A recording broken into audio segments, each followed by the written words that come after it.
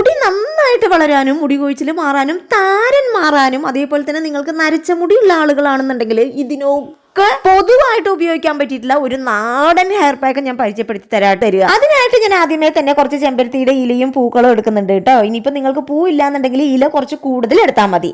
ഇനി ഇതിലോട്ട് ഒരു കൈപ്പിടി കണക്കിന് നമ്മുടെ കറിവേപ്പില അതേപോലെ തന്നെ നമ്മുടെ അലോവേരയുടെ ജെല്ലും കൂടെ ഇതിലോട്ട് ഒഴിച്ചു കൊടുത്ത് ഇത് നല്ലപോലെ കുറച്ച് മാത്രം വെള്ളം ഒഴിച്ച് നല്ല മഷി മാതിരി അരച്ചെടുത്ത് വരിക.